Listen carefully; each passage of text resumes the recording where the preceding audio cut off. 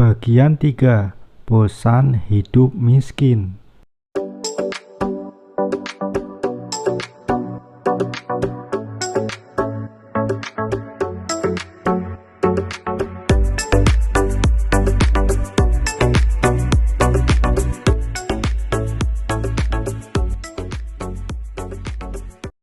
Mas, apa jawaban kamu? Kenapa sih selalu saja ada alasan untuk menunda pernikahan kita? Ucap Nana sedikit emosi. Iya sayang, kamu tenang saja. Kita tunggu nanti kalau pekerjaan di kantor kita sudah mulai senggang. Kita pasti akan menikah. Kamu kan tahu sendiri, sekarang kita sedang menggarap banyak sekali orderan dari klien kita. Rudy kembali berusaha meyakinkan Nana akan komitmennya untuk segera menikahinya. Nana sebenarnya sudah mulai bosan. Setiap kali Rudy memberinya alasan, ingin rasanya dia tidak percaya ucapan Rudy. Tetapi janji-janji manis dan bayangan akan harta selalu saja menepis keraguannya.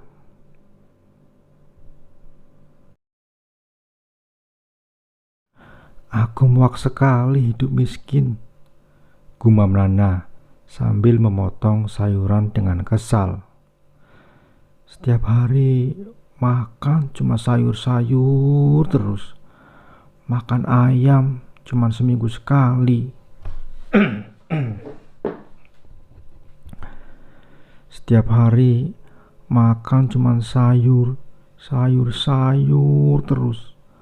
Makan ayam cuma seminggu sekali, dengus Nana lagi. Pagi ini seperti biasa, Nana menyiapkan sarapan untuknya dan juga Aldo. Meskipun ia berselingkuh di belakang Aldo dengan Rudy, tapi sebisa Nana, ia terus berperilaku layaknya seorang istri yang setia dengan suaminya di hadapan Aldo. Pagi sayang. Aldo berjalan menghampiri Nana yang sedang memotong sayuran. Pagi mas, jawab Nana seraya tersenyum kepada Aldo. Ada yang perlu mas bantu? Tanya Aldo perhatian. Nggak ada mas, udah selesai kok. Mas tunggu aja di meja makan, tolak Nana dengan halus.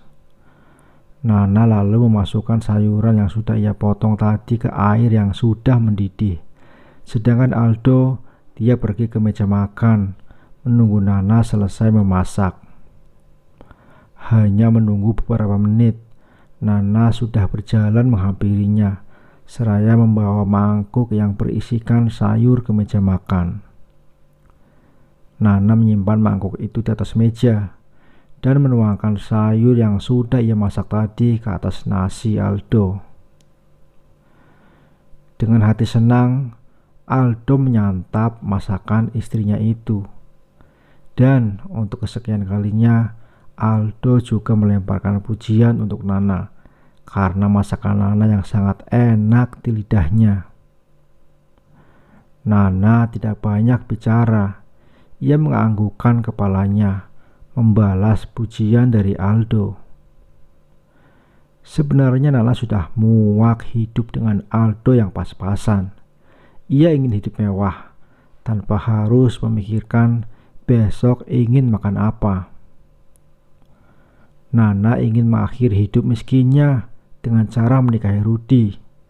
Tapi ia harus menahannya sementara waktu, terutama di depan ibunya sendiri yang terlalu menyayangi Aldo sebagai menantunya itu. Apalagi ibu Nana jatuh sakit semenjak ditinggal mati oleh suaminya. Sampai saat ini, ibu Nana terus sakit-sakitan. Ibu Nana yang tinggal di desa memang sering menelpon Nana maupun Aldo, hanya sekedar menanyakan kabar anak dan menantu kesayangannya. Ibu Nana sangat menyayangi Aldo seperti ia menyayangi Nana. Maka dari itu, Nana selalu bersabar hidup dengan Aldo. Nana takut jika sampai ibunya tahu mengenai perselingkuhannya, itu akan mempengaruhi kesehatan ibunya. "Kamu kenapa?" tanya Aldo. Nana yang sedari tadi sibuk dengan pikirannya langsung mengalihkan pandangannya ke arah sang suami. Nana mengerutkan keningnya. Ia tidak mengerti dengan pertanyaan yang dilontarkan oleh suaminya itu. "Aku lihat dari tadi kamu melamun. Apa ada sesuatu?" tanya Aldo. "Enggak, Mas. Aku cuma lagi mikir, nanti malam enaknya makan apa ya?" ujar Nana berbohong. Padahal dari tadi dia terus memikirkan tentang perselingkuhannya dengan Rudy dan bagaimana hidup bersama dengan Rudy nanti. Aldo yang memang tidak pernah memiliki persangkaan buruk hanya tersenyum, lalu menganggukkan kepalanya. Meskipun akhir-akhir ini ada yang berubah dari Nana, tapi Aldo tidak pernah berpikir buruk mengenai Nana, sebab ia sangat mencintai istrinya itu. "Bagaimana kalau kita makan di luar nanti malam?" tanya Aldo mengusulkan untuk makan di luar. Ia ingin membahagiakan istrinya meskipun hidup mereka terbilang pas-pasan. Nana menggelengkan kepalanya. "Enggak, Mas, di rumah aja," kata Nana malas. Nana tidak mau makan di luar bersama dengan Aldo. Paling Aldo hanya akan membawanya ke warteg, bukan restoran. Jadi lebih baik makan di rumah saja. Andai Rudy adalah suaminya, sudah pasti Nana akan selalu menginginkan makan di luar. Nana yakin Rudy pasti akan membawanya ke restoran, tidak seperti Aldo yang hanya mampu membawanya ke warteg. "Ya sudah kalau begitu, nanti Mas bawa makanannya aja ke rumah. Kamu mau makan apa nanti?" tanya Aldo lembut. "Ayam sama ikan," jawab Nana cepat. Aldo terdiam. Mimik wajahnya berubah, tapi di detik berikutnya ia langsung tersenyum, lalu menganggukkan kepalanya. Ya udah, kamu habisin makanannya dulu. Kita berangkat kerja," kata Aldo. "Oh iya, Mas.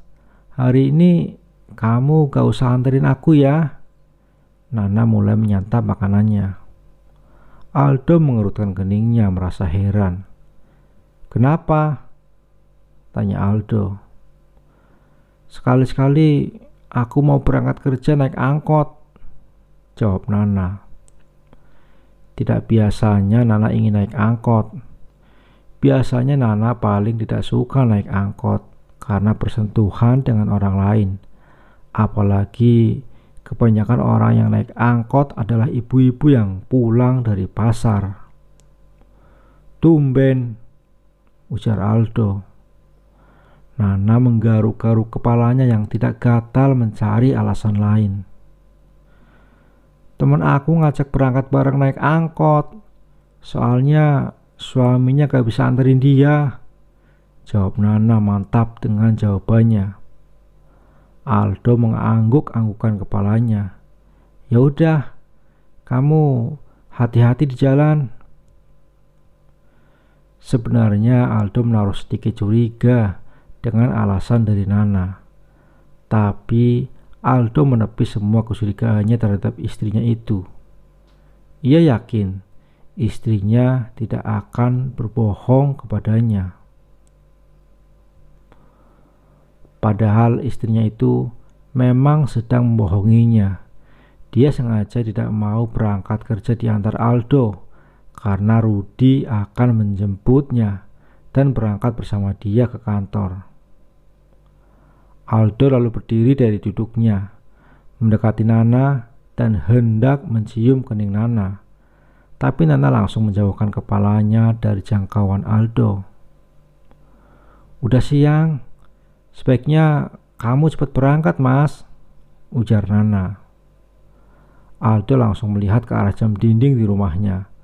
Padahal masih jam 6:15. Masih sempat untuk sekedar mencium kening Nana. Tapi Aldo tidak mau mempermasalahkan itu. Dia hanya bisa menganggukkan kepalanya.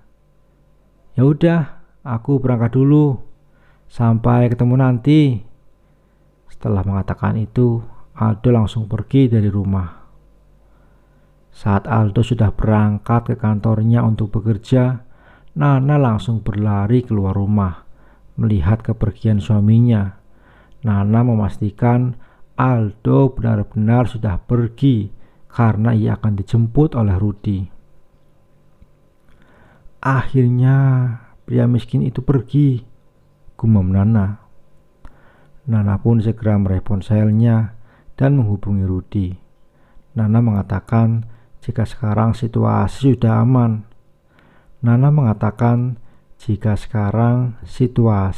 aman. Itu berarti Rudy bisa menjemputnya. Tidak lama, Rudy pun datang dengan menggunakan mobil mewahnya. Nana tersenyum girang, lalu ia segera masuk ke dalam mobilnya. "Pagi, Mas," sapa Nana, lalu memeluk tubuh Rudy, mencium aroma parfum Rudy yang wangi. "Pagi, sayang," Rudy membalas pelukan hangat dari Nana. "Ayo berangkat." Rudy dan Nana pun berangkat ke kantor. Hanya memerlukan waktu beberapa menit untuk sampai di kantor tempat Nana bekerja. Saat tiba di parkiran kantor, Nana tidak langsung keluar. Entah siapa yang memulai. Kemudian mereka saling berjumbu, menautkan tangan mereka dan bibir mereka hingga menciptakan suasana romantis di dalam mobil. Mereka terus asik berjumbu di dalam mobil tanpa mempedulikan para karyawan yang berlalu lalang. Toh kaca mobil Rudy memang gelap, jadi tidak akan ada orang yang melihat aksi buruk mereka berdua. Setelah 10 menit saling bergumul, mereka pun mengakhiri perbuatan terlarang mereka. Ruangan mobil mewah Rudy yang semula dingin menjadi hangat karena perbuatan mereka.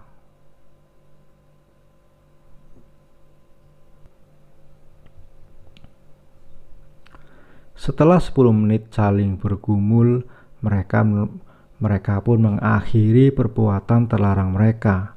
Ruangan mobil mewah Rudy yang semula dingin menjadi hangat karena perbuatan mereka. Setelah Rudy puas, ia langsung menyuruh Nana untuk ke kantor.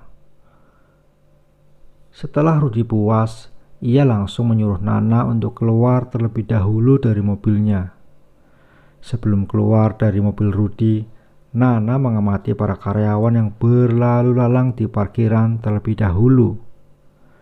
Setelah dirasanya tidak ada orang, Nana langsung keluar dari mobil Rudy dengan cepat agar tidak ada karyawan yang melihatnya keluar dari mobil Rudy, karena hal itu bisa menciptakan gosip antara Rudy dan Nana. Tanpa mereka sadari, sedari tadi ada sepasang mata yang secara tidak sengaja melihat Nana keluar dari mobil Rudy. Dia yang dari tadi curiga karena melihat mobil Rudy bergoyang-goyang, sengaja menunggu untuk mencari tahu siapa yang akan keluar dari dalam mobil itu.